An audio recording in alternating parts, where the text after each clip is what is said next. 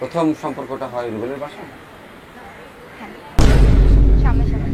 প্রথম দিন? হ্যাঁ, না প্রথম দিন না, প্রথম ডেটটা গাড়িতে, রুবেলের গাড়িতে?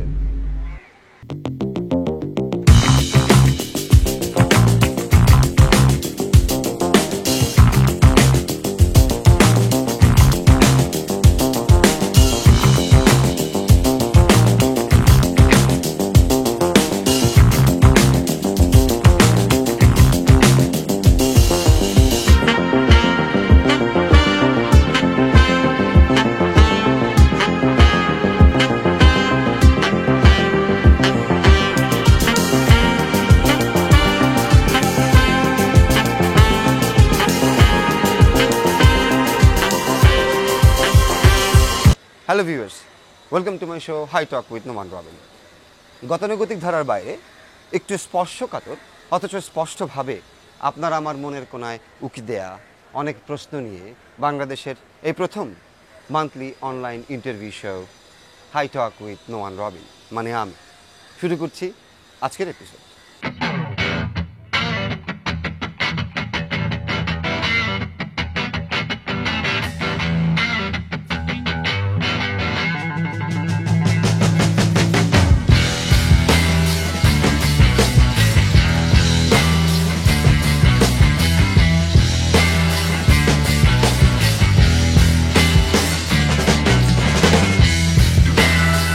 আর ইউ হ্যাপি? ওকে, আজকের অতিথিকে জিজ্ঞেস করি, আর ইউ হ্যাপি? ওকে দর্শক, আজকে আমাদের অতিথি চিত্রনায়িকা হ্যাপি। চলুন আমরা কথা বলি হ্যাপির সাথে। তো হ্যাপি কেমন আছেন? জি ভালো আছি, আপনি? আমি খুব ভালো। অনেকে বলে মিডিয়াতে, আপনি মিডিয়াতে হাইলাইট হওয়ার জন্য এরকম একটা কন্ট্রোভার্সি ব্যাপারে নিজেকে জড়িয়েছেন। এখানে না আমার কয়েকটা মানে এক কথা বলতে পারেন কয়েকটা অভিযোগ মানুষের প্রতি, যে মানুষ আসলে এই ধরনের কথা কেন বলে।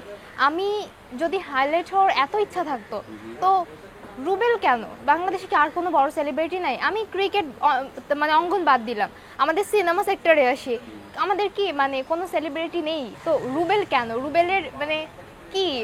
এই যে ন্যাশনাল হিরো, বাংলাদেশ ক্রিকেট টিমে 11 জন থাকে, তার মধ্যে রুবেল অন্যতম। আমার যদি ওরকম প্ল্যান থাকতো, ন্যাশনাল হিরো তো রুবেল একা না, আরো তো কয়জন 14-15 জন আছে, সো তারা কেন না? তাদের পর্যন্ত আপনি রিচ করতে পারেননি? একটা মানে কি বলবো, ওকে আচ্ছা, আপনাকে রুবেল হত্যার হুমকি দিয়েছে, আপনি ফেসবুকে স্ট্যাটাসে বলেছেন, এটার কি প্রমাণ আছে? মনে মনে স্বপ্নে দেখেছেন? এটা স্বপ্নে কেন দেখবো আসলে?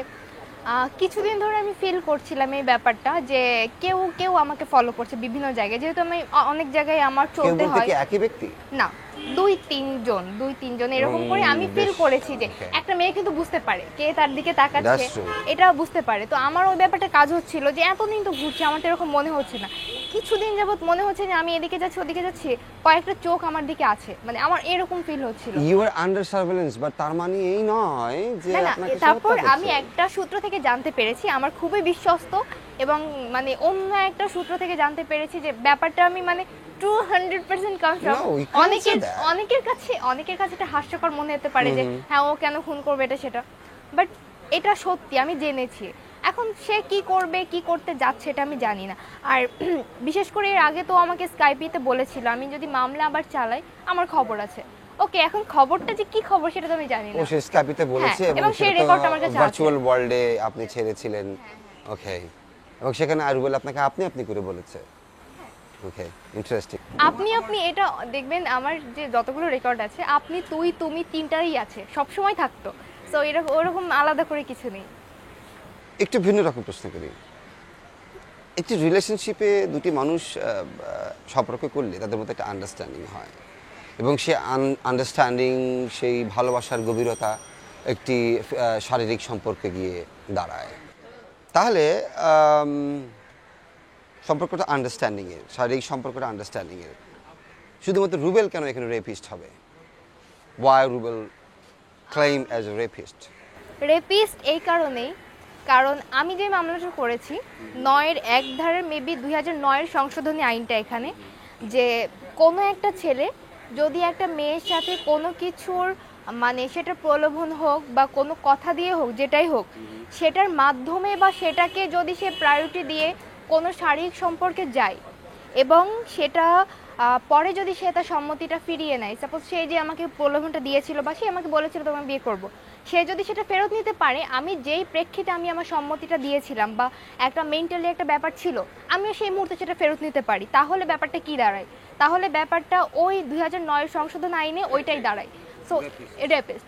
আপনি কি তাহলে বলতে চাচ্ছেন রুবেল? একজন ওয়াইফ ও তার হাজবেন্ডের কাছে মানে রেপ হতে পারে, এটা না, সবাই জানে। দ্যাটস এ ডিফারেন্ট হ্যাঁ, পয়েন্ট তো অফ ভিউ। হ্যাঁ, এটাও ডিফারেন্ট পয়েন্ট যে নর্মালি অনেকে তো এই আইনটা হয়তো বা জানে না বা কিছু না, ওইভাবেই চিন্তা করে যে ধর্ষণ বা এটা, কিন্তু এর মধ্যেও তো সিস্টেম আছে, কয়েকটা পয়েন্ট আছে, এটা সেই রকম পয়েন্টগুলোর মধ্যে একটা পয়েন্ট। প্রমাণ না হওয়া পর্যন্ত, প্রমাণ তো হয়নি এখনো, হয়েছে কি?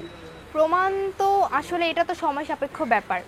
আর এখানে একটা কথা হচ্ছে যে আমার আমার কেন, মানে যে অনেক বড় সাহসী তারও এত সাহস হবে না, যে সে সাধারণ একটা মেয়ে তার এত সাহস হবে না যে একজন ন্যাশনাল মানে ক্রিকেটারের বিরুদ্ধে এইরকম একটা কেস স্টার্ট করা।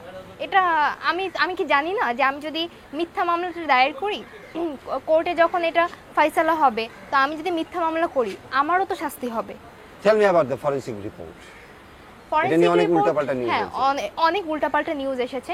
এটা আসলে আমিও কিছু বিভ্রান্তিকর নিউজ দেখেছিলাম, অনেক আজে বাজে কথা লিখেছিল আমার সম্পর্কে। আসলে এটা সম্পূর্ণ মানে আমার মানে সোসাইটিতে আমার মানে একটা মানে অবস্থানটা অবস্থান নষ্ট করার জন্য বা প্ল্যান এটাকে মতো গসিপ আকারে গসিপ আকারে করার জন্য এটা করা হয়েছিল। বাট ফরেনসিক রিপোর্ট জাস্ট এটাই, ওখানে জাস্ট চেক করা হয়েছে যে আমার সাম্প্রতিক সময়ে কোনো ফোর্সফুলি ফিজিক্যাল রিলেশন হয়েছে কিনা, এটা শুধুমাত্র কেসের একটা রুল। অনেক কিছু বলা হয়েছে, যেখানে জার্সির কথা বলা হয়েছে। না, এটা তো ডিফারেন্ট, এটা হচ্ছে জার্সি, মানে ওর জার্সি প্লাস ওর পাপোশ আর কি যেন দুই একটা, এটা হচ্ছে ডিএনএ এর জন্য, ডিএনএ এর জন্য, সেটা ডিফারেন্ট। আপনি কি রুবেলকে ক্ষমা করতে পারেন যদি আপনার কাছে ক্ষমা চায় অথবা আপনার কাছে ফেরত আসতে চায়? ফার্স্ট অফ অল ভেবে বলুন। ও ও ফিরবে কেন? ও ফিরবে না, কারণ ও তো আমাকে কখনো ভালোই বাসেনি, পুরোটা ছিল অভিনয়। রুবেলের সাথে সম্পর্কের আগে আপনি মিডিয়াতে কাজ করতেন। রুবেলের সাথে সম্পর্ক হওয়ার পর আপনার মিডিয়ার কাজের কোনো ক্ষতি হয়েছে কিনা, বা রুবেলের খেলার কোনো তো রুবেলের জন্য আমি পুরো 8 মাস সিনেমা, মিডিয়া এবং কোনো মিডিয়া ব্যক্তিত্বের সাথে আমার কোনো যোগাযোগ ছিল কেন? না। রুবেল চাইনি তাই। কেন চাইনি? যে আমার ওয়াইফ মুভিতে কাজ করবে, আমার ফ্যামিলিটা মেনে নেবে না, আর আমার এটা পছন্দ না, তুমি করো না, আমি এক কথাই ছেড়ে দিয়েছিলাম। সামাজিক মাধ্যমে আপনার ফেসবুক আইডিটা বেশ জনপ্রিয় এবং সেখানে আপনার অনেক ফলোয়ার্স আছে, ফ্রেন্ডস আছে। আপনার ওয়ালে হোক আর ইনবক্সে হোক, আপনার এই ব্যাপারটা ম্যাস পিপল কীভাবে নিচ্ছে? আপনি তো কিছুটা আলোড়ন পান, অনেস্টলি বলুন। অনেস্টলি বলছি যে আসলে যারা খারাপ মানুষ বা খারাপ চিন্তা ভাবনা করে তারা কিন্তু খারাপ কথা বলবেই, কিন্তু মানে অনেক মানুষ মানে ফেসবুকে দেখা গেল যে ফ্রেন্ড তো অনেক কম বাট ফলোয়ার অনেক বেশি। মাঝে মাঝে আমি আদার্স বক্সে যাই, মেসেজগুলো দেখি, অনেক মানুষ আমাকে সাপোর্ট দেয় যে না তুমি চালিয়ে যাও, যেটা করছো চালিয়ে যাও, ওর মতো অপরাধী শাস্তি হওয়া উচিত, আজকে ও ছাড়া পেলে আমরাও সাহস পাবো না। এগুলো মেয়েরা বেশি বলে না ছেলেরা বেশি বলে? প্রচুর মেয়েরা বলে। অনেস্টলি বলছি অনেক মানুষ, মানে সবাইও শাস্তি চায়, কিছু মানুষ ছাড়া যারা আসলে ক্রিকেট প্রেমী বলা যায়, অন্ধ ক্রিকেটের মানে প্র্যাকটিক্যাল চিন্তা করে না তারা ছাড়া, বাট সবাই চায়। ফেসবুকে পরিচয়, বাগেরহাটের ছেলে, কিছু না দেখে না বুঝে কেন প্রেম করেছেন আপনি জানেন না। ফেসবুকে কতদিন সম্পর্কটা কন্টিনিউ হয়? অনেক দিন, যেমন কয়দিন? 2-3 মাস কথা হয়েছে ফেসবুকে, তারপরে তারপরে প্রথম নাম্বার দেখা? না, তারপর নাম্বার নিয়ে ফোনে কথা ফোনে হতো, কথা হয়। খুবই কম। তখন আমি ছেলেদের সাথে এরকম কথা বলতাম না, দেখা গেল 1 মিনিট 2 মিনিট ও কথা বলতে চাইতো, আমি বলতাম ঠিক আছে, এটা সেটা বলে রেখে দিতাম, যে এত কথা বলা ওইভাবে। আসলে আস্তে আস্তে তারপর একবার দেখা হলো, দেখা হওয়ার কোথায় প্রথম টাইমে দেখা কোথায়? ওর বাসা আমার বাসা তো কাছাকাছি, মিরপুরে। সো মিরপুরে একটা জায়গা আছে, যে স্টেডিয়ামের পাশে একটা স্বপ্ন আছে, স্বপ্ন সুপার শপ, ওইটার সামনে ওখানে প্রায় এসে দাঁড়াতো, আমার জন্য অপেক্ষা করতো, ওখানে এসে দাঁড়িয়েছিল। তো ওখানে গেলাম, Then ওর গাড়িতেই ঘোরা হয়েছিল, কখনো আমরা কোনো রেস্টুরেন্টে বসিনি। বাট প্রথম ডেটটা গাড়িতে, রুবেলের গাড়িতে। এই যে প্রথম দেখা, প্রথম সম্পর্ক, দেখার সম্পর্কের আগে ফেসবুকে আন্ডারস্ট্যান্ডিং, ফোনে আন্ডারস্ট্যান্ডিং, প্রথম ভালোবাসা আই লাভ ইউ ফোনে হয়েছে, ফেসবুকে হয়েছে না সামনাসামনি হয়েছে? সামনাসামনি। প্রথম দিন? হ্যাঁ, না প্রথম দিন না, দেখা হওয়ার 1 মাস না 1.5 মাস পর। কে আগে বলে? রুবেল, অফকোর্স রুবেল। ও আমার পিছনে ফার্স্টে পাগলের মতো ঘুরতো, আমি ওকে পাত্তা দিতাম না, ইভেন ফোনেও কথা বলতে চাইতাম না। হ্যাপি? প্রথম দেখা, প্রথম ডেট গাড়িতে, 1 মাস পরে ভালোবাসার কথা বলা, তার কতদিনের মধ্যে ফিজিক্যাল রিলেশন? ভালোবাসার কথা বলার আগে না পরে? কোর্স পরে, অনেক পরে। 1 বছরের সম্পর্ক ছিল, হ্যাঁ, ইনক্লুডিং ফেসবুক, ফোন আলাপ, এটা ছাড়া, ফার্স্ট ডে এটা ছাড়া। এবং মামলা পর্যন্ত 1.5 বছরের প্রায় সম্পর্ক। হ্যাঁ, 1.5 বছরের যদি 1.5 ভাগ বছরের করি, বেশি হবে, বেশি 1.5 বছরের হবে। বেশি হবে, আরো বেশি হবে। সেটাই। প্রথম সম্পর্কটা হয় রুবেলের বাসায়? হ্যাঁ, 'cause ও ওর একা parents ছিল না? থাকতো। না, ও একা থাকতো। এখন ওর আব্বা আম্মা এসে থাকেন, আর ওর ফ্যামিলি মানে এখন থাকছে না, আগে ছিল না, এবং খুব কম আসতো। আপনি রুবেলের বাসায় মাঝে মধ্যে থাকতেন কি? রুবেলকে অনুরোধ করতো তার বাসায় থাকার হ্যাঁ, জন্য? পাগলামি করতো? হ্যাঁ, অনেক পাগলামি করতো। অনেক সময় ঘোরের মধ্যেই আমি ইয়েস বলে দিতাম যে ঠিক আছে তোমার বাসায়। ভালোবাসা তো তাই হয়। হ্যাঁ, আমি অনেক অনেক হ্যাপি আপনাকে আমার শোতে পেয়ে। আপনি সারা জীবন অনেক হ্যাপি থাকবেন, ভালো থাকবেন। দর্শকদের উদ্দেশ্যে হ্যাপির কিছু বলবার আছে কিনা? দর্শকদের উদ্দেশ্যে এটাই বলবো যে আপনারা আমাকে নিয়ে আসলে অনেক গসিপ হয় মাঝে মাঝে, আপনারা কোনো কিছু যাচাই না করে কোনো কিছুতে আসলে কান দেবেন না।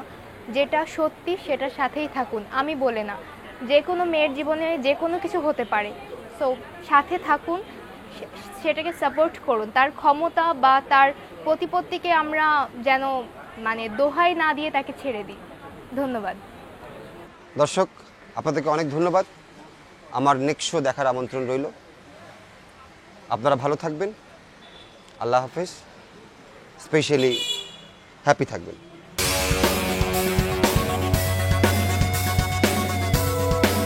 ফিজিক্যাল রিলেশনের জন্য রেপ হয়। প্রতারক আমরা ব্রেকি। হ্যাঁ, অফকোর্স এটা লতে আছে, তখন আপনি অবশ্যই রেপিস্ট।